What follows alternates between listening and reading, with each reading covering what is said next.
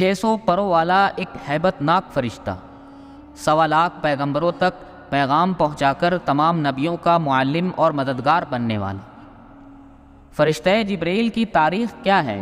جبرائیل معراج کی رات سدرۃ المنتہا تک جا کر کیوں رک گئے تھے؟ ہم اس ویڈیو میں فرشتہ جبرائیل کے ان حقائق کو پیش کریں گے جو آپ نے اس سے پہلے کبھی نہیں سنی ہو۔ بحیثیت مسلمان ہونے کے فرشتوں پر ایمان رکھنا ہمارے ایمان کا حصہ ہے۔ ہر مسلمان اقرار کرتا ہے کہ وہ ایمان لایا ہے اللہ پہ، اس کے فرشتے پہ، اس کی کتابوں پہ اور اس کے رسولوں پہ اور قیامت کے دن پہ اور پھر دوبارہ اٹھائے جانے پہ۔ اسلام میں فرشتے آسمانوں پہ رہنے والا برگزیدہ اور بابرکت ایسے مخلوق ہیں جو خطا سے پاک اور معصوم ہیں۔ ان کی پیدائش انسانوں سے پہلی ہوئی ہے۔ اللہ نے ان کی تخلیق نور سے کی ہے۔ وہ اللہ کی حمد و ثنا بیان کرتے ہیں اور اس کی طرف سے مختلف ذمہ داریوں پر مامور ہیں۔ اللہ تعالیٰ کا پیغام انسانوں تک پہنچانا انہی فرشتوں کے ذمے ہے۔ ان تمام فرشتوں میں 4 مشہور فرشتے ہیں جن کے نام حضرت جبرائیل، میکائیل، اسرافیل، عزرائیل علیہ السلام ہیں۔ ان تمام فرشتوں میں حضرت جبرائیل علیہ السلام تمام فرشتوں کے سردار اور سب سے برتر ہیں۔ روایتوں کے مطابق فرشتوں کے 12 قبائل ہیں۔ ہر قبیلوں میں فرشتوں کی تعداد زمین کے ذرات کے برابر ہیں۔ عرش الہی کے 6 لاکھ پردے ہیں جن کے ارد گرد فرشتے ہمیشہ گھومتے رہتے ہیں۔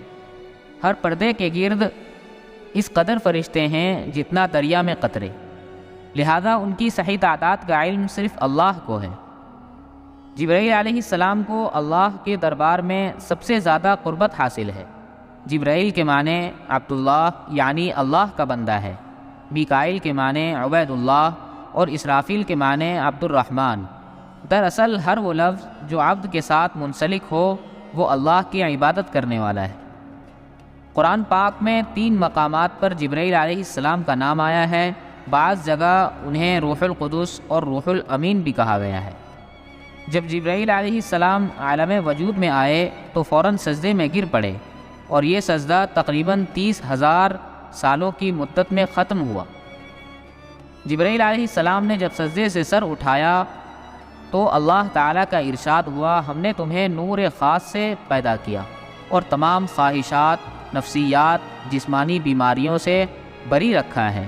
تمہیں کوئی بہکانے والا اور راہ راست سے بھٹکانے والا نہیں ہوگا۔ جبرائیل علیہ السلام کے پاکی کا انتظام کچھ اس طرح کیا گیا کہ جنت میں ایک نہر تعمیر ہوئی جس میں جبرائیل علیہ السلام داخل ہو کر غوطہ لگائے، پھر باہر آ کر اپنے پر کو جھاڑا۔ غوطہ لگانے کے بعد جتنے قطرے ان کے پروں سے گرتے ہیں اللہ ہر قطرے سے ایک فرشتہ پیدا فرماتا ہے۔ حالانکہ جبرائیل علیہ السلام کے 600 پر ہیں، اگر ایک پر پھیلا دیں تو آسمان کے کنارے چھپ جائیں۔ جب اللہ تعالیٰ نے حضرت آدم علیہ السلام کو پیدا کرنا چاہا تو حضرت جبرائیل علیہ السلام کو حکم دیا تھا کہ زمین پر جاؤ اور مٹی لے کر آؤ تاکہ اس سے آدم کو تیار کیا جائے۔ لہذا جب حضرت آدم علیہ السلام کی تخلیق ہوئی تو اللہ نے فرشتوں کو ان کے آگے سجدہ کرنے کا حکم دیا۔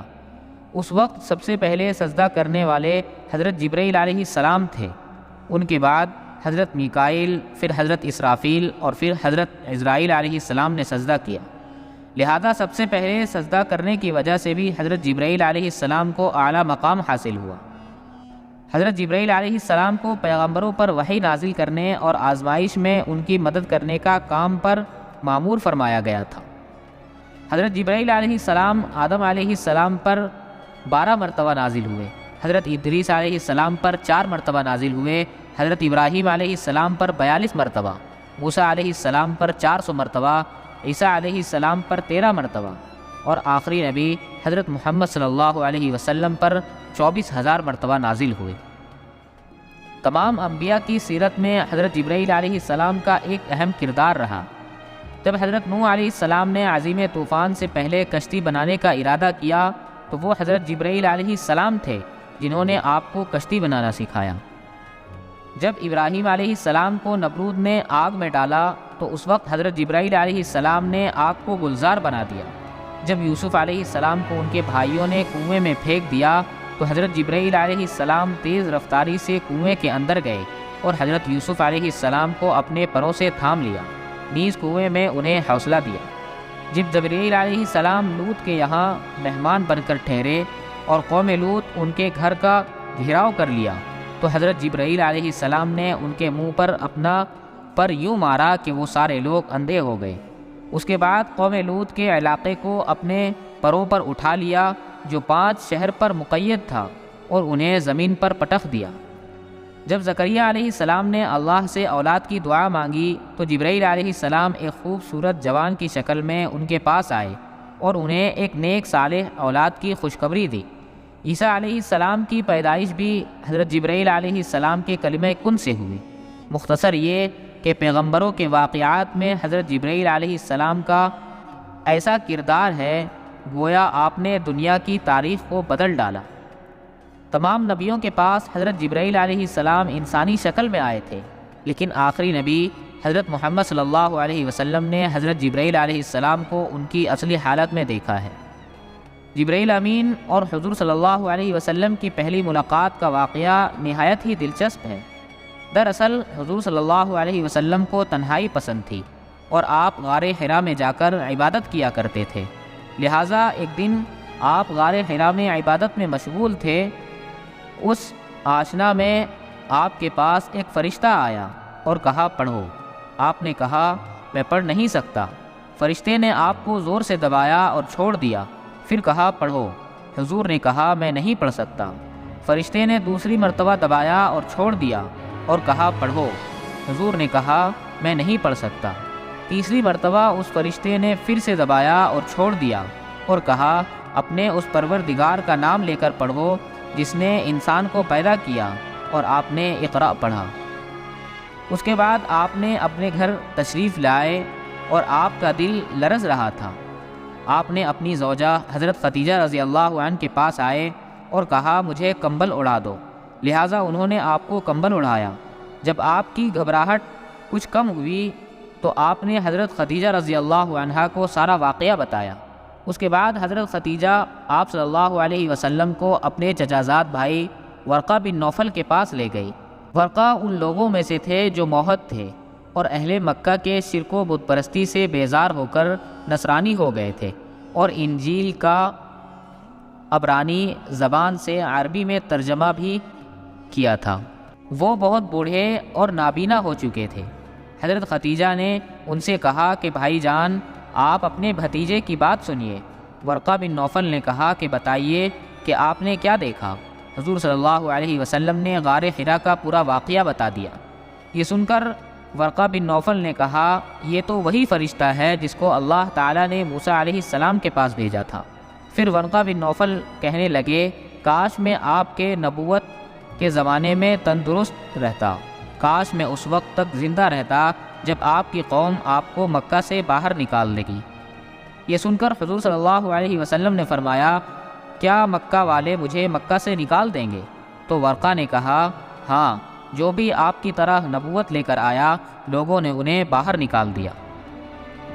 وہ فرشتہ حضرت جبرائیل علیہ السلام تھے جو ہمیشہ آپ صلی اللہ علیہ وسلم کے حامی و مددگار رہے۔ نبی کی ہجرت ہو، جنگ بدر ہو، معراج کا سفر ہو یا کوئی اور موقع ہو، ہر مقام پر جبرائیل امین نے آپ صلی اللہ علیہ وسلم کا ساتھ دیا۔ جبرائیل علیہ السلام اکثر ایک خوبصورت نوجوان دھیا کلمی کی شکل میں آپ کے پاس آتے تھے اور اللہ کا پیغام سناتے تھے۔ ایک روایت کے مطابق ایک مرتبہ رسول اللہ صلی اللہ علیہ وسلم نے پوچھا کہ یہ تو بتاؤ کہ آپ کی عمر کتنی ہے؟ جبرائیل علیہ السلام نے آپ کو جواب دیا یا رسول اللہ مجھے اپنی عمر کا صحیح علم تو نہیں ہے، لیکن اتنا یاد ہے کہ ساری کائنات کے پیدا ہونے سے پہلے اللہ کے حجابات میں سے چوتھے پردے میں ایک ستارہ چمکا کرتا تھا، اور وہ ستارہ 70,000 سال کے بعد ایک مرتبہ چمکتا تھا، اور میں نے اپنی زندگی میں وہ ستارہ 72,000 مرتبہ دیکھا ہے۔